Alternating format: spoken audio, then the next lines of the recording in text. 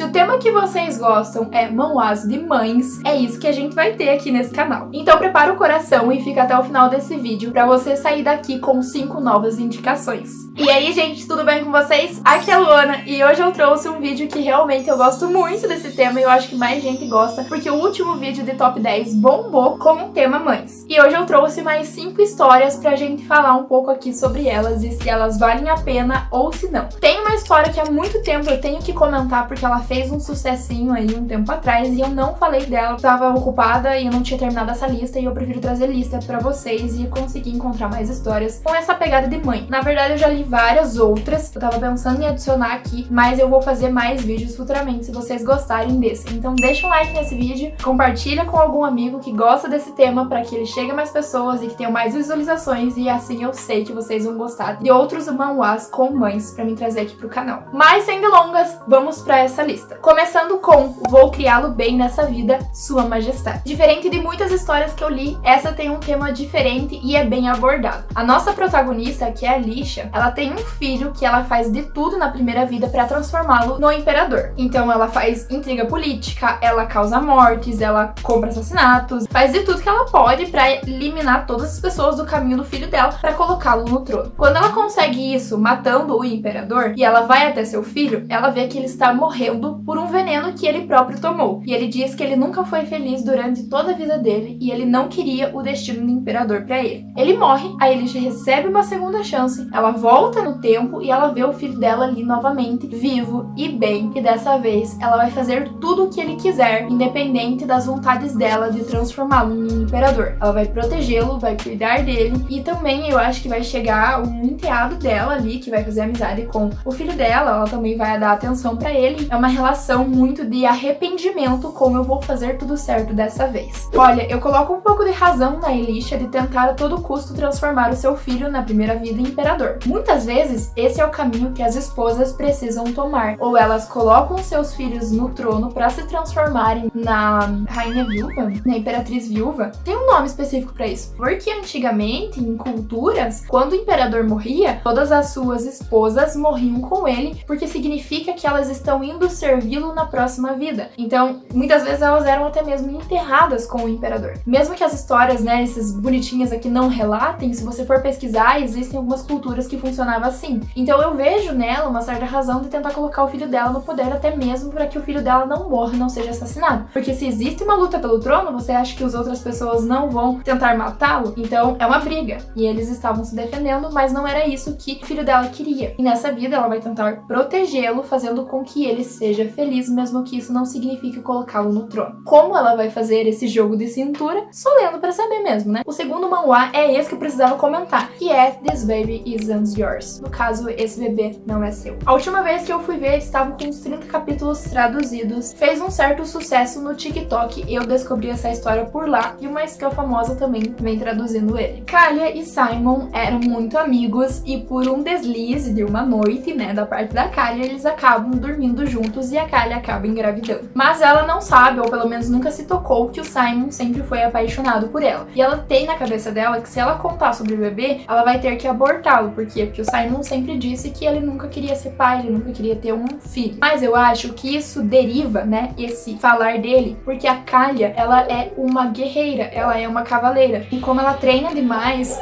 a porcentagem de gordura do corpo dela é bem abaixo do esperado. Ó, a nutricionista aí. Ela tem problemas em engravidar, ela tem problemas de fertilidade. Na cabeça do Simon, pra mim, ele tem que ela nunca vai ter um filho. Ele não quer dizer, não, eu quero ser pai. Às vezes, na cabeça dele, ele ia pensar que ela ia ficar decepcionada. Então eu acho que é por isso que ele tem essa fala. Mas isso, diferente do que ele espera que faça ela feliz, afasta ela. Faz com que ela peça pro imperador um tempo de folga, sei lá, uma dispensa temporária. Ela vai embora dos domínios do império e acaba tendo seu bebê e começando a criá-lo sozinho. Só que o Simon, é claro que não vai desistir dela, vai ir atrás dela. Até porque ele tem razão, né, gente? Como é que a guria some, não dá, tipo, nem justificativa, nem nada. Os dois eram melhores amigos, ele ama ela. Então eu boto razão, sim, em ele procurar essa Kalia sem noção das coisas, em vez de falar, era uma conversa. Não existiria história se tivesse uma conversa. Mas Mas como os personagens não sabem conversar, a gente tem um manhwa que vale a pena aí você procurar pra ler. Eu não li ainda o encontro entre eles, entre a Kari, o bebê e o Saimo. Espero muito essa cena, esse capítulo. Não fui ver se ele já foi postado, não li todos os capítulos disponíveis, mas eu acho que vai ser um reencontro.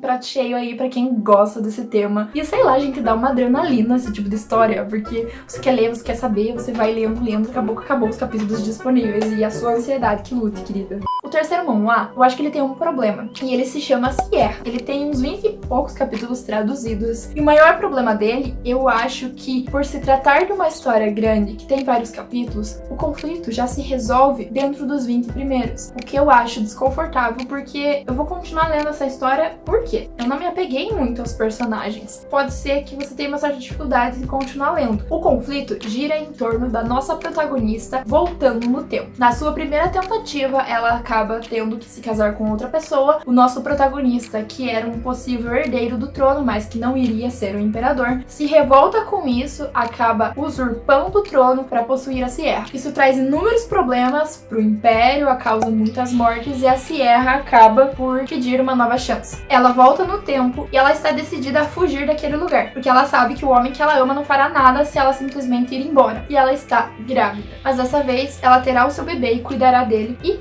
quando ela olhar para aquela criança, irá lembrar do seu verdadeiro amor, mesmo que seja doloroso fazer isso todos os dias. O nosso protagonista masculino acaba encontrando a Sierra, e aí que a história vai tomar um rumo muito concreto, assim, sabe? Os dois vão se encontrar, vão resolver os problemas, e aí eles vão, ter um relacionamento, e você pensa assim, tipo, tá, mas eles já se resolveram em 20 capítulos. E o resto da história? Fica aí até o critério e ler. Eu acho que vale a pena pelos primeiros capítulos ali pra você ter esse gostinho do tipo, ele encontrou ela, será que os dois vão ficar juntos finalmente depois de tanto sofrimento ou será que não vai rolar? O quarto é Eu Dei a Luz ao Filho do Tirano. Tem uns 79 capítulos traduzidos, então é bastante coisa aí pra você sentar e se satisfazer com uma história de mãe. A Ilon é a nossa protagonista. Ela é uma cavaleira que acaba se relacionando com um homem em uma noite festiva. Ela fica grávida e ela descobre que o filho que ela tá esperando é do imperador. Ela também tem sonhos estranhos com esse homem durante a noite que parecem muito reais e que futuramente ela vai descobrir que os dois têm uma ligação mágica que faz com que o imperador saiba dela, consiga acessar ela estando num raio ali, próximo entre ela e ele. Com isso em mente e com medo do que pode acontecer de o imperador descobrir que ela tá grávida, ela acaba fugindo depois de vários capítulos, tá? Ela tá tentando esconder que ela tem um filho, mas o imperador já sabe e é isso que faz com que ela perca a fé que ela tem nele, porque ele mentiu pra ela também mentiu pra ele, mas ele enganou ela, agindo como se não soubesse de nada e ela toda desesperada, toda estressada, sofrendo sozinha, carregando um filho que ela não sabia se o imperador ia aceitar, enquanto era só o imperador chegar pra ela e falar, não, eu sei que essa criança é minha e eu vou cuidar de você e da criança. Mas não, o imperador não fala nada, e é isso que faz com que ela perca toda a esperança que ela tem nele, ou qualquer sentimento que ela possa ter, assim, provavelmente ainda tem sentimento. Ela tem uma grande decepção em relação a ele. Ela acaba fugindo, o imperador acaba indo atrás dela, então tem toda... Essas mulheres ficam grávidas e fogem. Você reparou nisso? Tipo, qual que é a pira delas?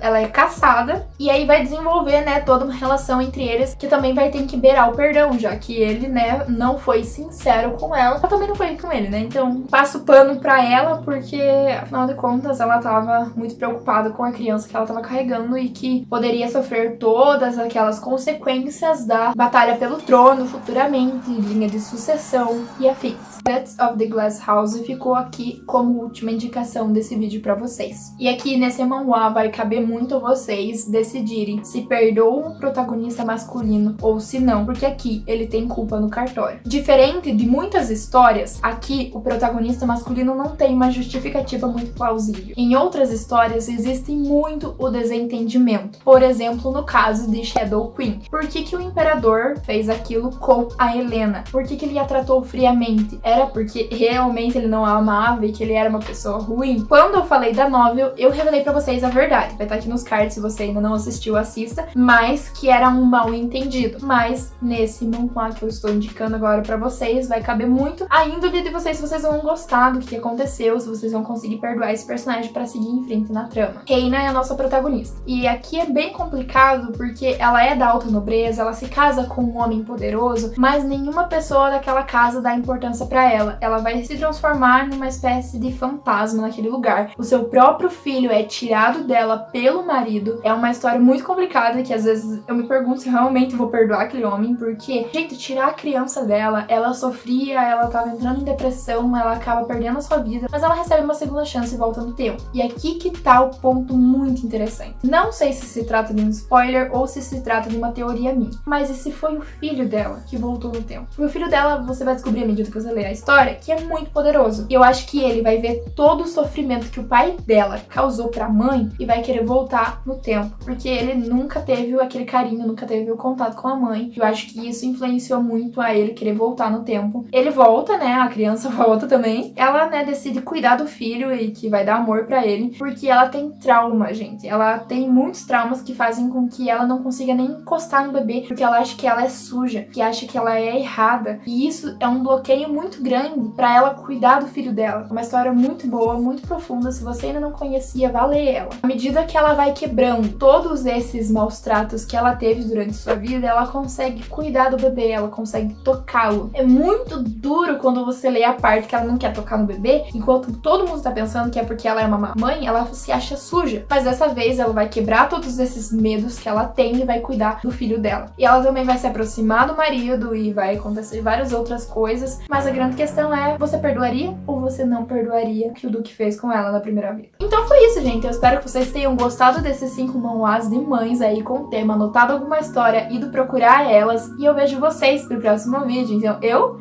fui!